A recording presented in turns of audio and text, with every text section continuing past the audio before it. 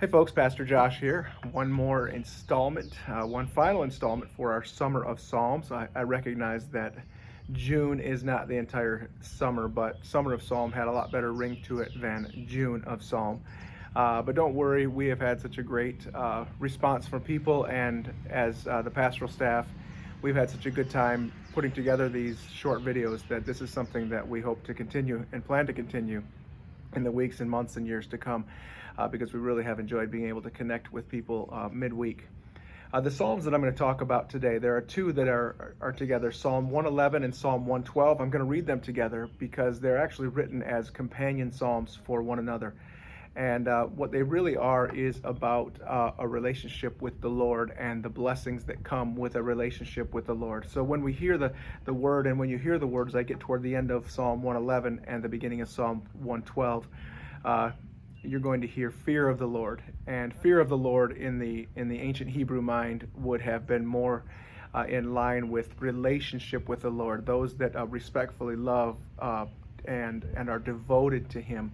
That fear would be replaced with a joy and with a relationship. And so when we hear the word fear, we don't want to think in terms of being fearful of something like we would fear when we're watching a scary movie or something happens that startles us, but more of a deep relationship, a reverent respect for God. But I'll begin with Psalm 111, and it goes, "Praise the Lord. I will extol the Lord with all my heart. In the council of the upright and in the assembly, great are the works of the Lord. They are pondered by all who delight in them. Glorious and majestic are his deeds, and his righteousness endures forever. He has caused his wonders to be remembered. The Lord is gracious and compassionate. He provides food for those who fear him. He remembers his covenant forever. He has shown his people the power of his works, giving them the lands of other nations. The works of his hands are faithful and just. All his precepts are trustworthy. They are established forever and ever, enacted in faithfulness and uprightness. He provided redemption for his people. He ordained his covenant forever. Holy and awesome is his name. The fear of the Lord is the beginning of wisdom. All who follow his precepts have good understanding.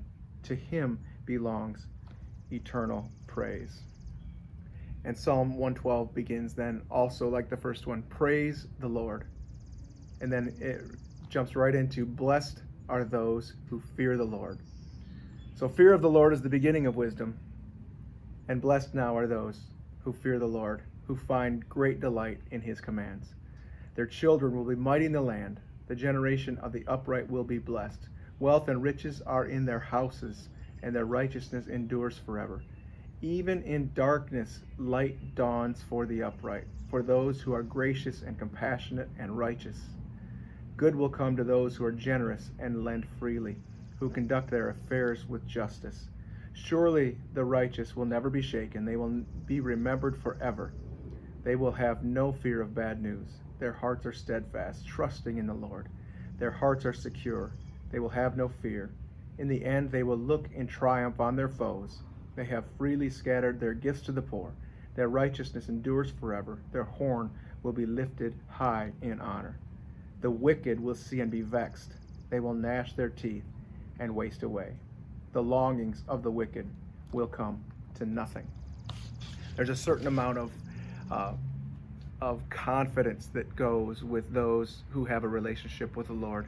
And I think what's beautiful about that Psalm 112 is all of the glory and all of the richness that comes out of a relationship with God, all of the confidence, all of the riches, which we know to be our spiritual riches, not always necessarily physical riches.